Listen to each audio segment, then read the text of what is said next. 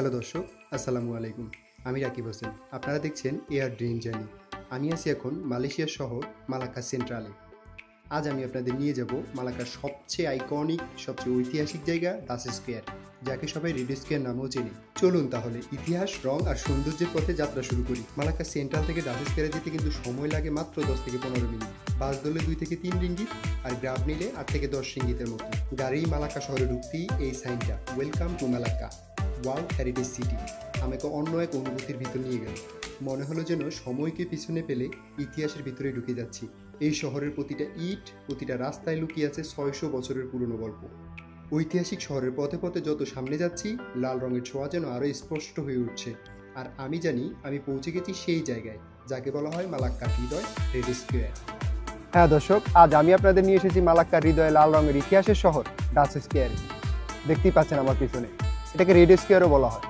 চোখ ধাঁধানো লাল ভবন, পুরনো কাঠের দরজা আর শত বছরের নিস্তব্ধতা, সব মিলিয়ে এটা যেন কোনো সময়ের ক্যাপসুলে আটকে থাকা এক শহর।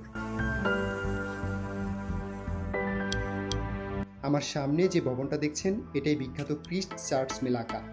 1753 সালে ডাচরা তৈরি করেছিল এই চার্চ।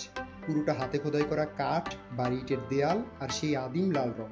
দর্শক, আমি এখন যে বিল্ডিংটি থেকে নামছি, এটি স্টার হাউস। এটি ক্রিস্ট চার্চ মালাক্কার পাশেই অবস্থিত। 1650 সালে নির্মিত, দক্ষিণ পূর্ব এশিয়ায় ইউরোপীয় উপনিবেশিকদের সবচেয়ে পুরনো প্রশাসনিক ভবন এটি। গভর্নর ও ডাচ কর্মকর্তাদের কার্যালয় হিসেবে ব্যবহৃত হতো। এখন এটি মালাক্কা মিউজিয়াম কমপ্লেক্স। চারপাশে ছোট ছোট সুভেনির দোকান, স্ট্রিট ফুড আর দেশি বিদেশি পর্যটকদের ভিড়, সব মিলিয়ে জায়গাটা খুব প্রাণবন্ত। মালাক্কার স্থানীয় জীবন আর উত্তরাধিকারের স্বাদ এই জায়গায় খুব কাছ থেকে পাওয়া যায়। রেড স্কোয়ারের ঠিক মাঝখানে রয়েছে ভিক্টোরিয়া ফাউন্টেন।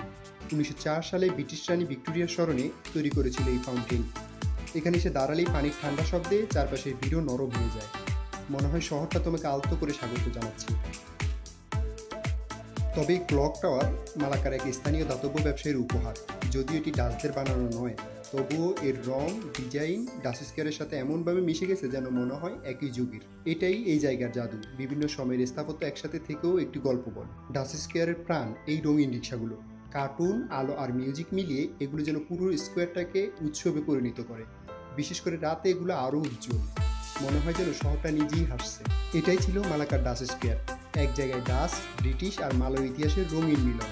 যদি ভিডিওটি ভালো লাগে, লাইক, কমেন্ট আর সাবস্ক্রাইব করতে কিন্তু ভুলবেন না।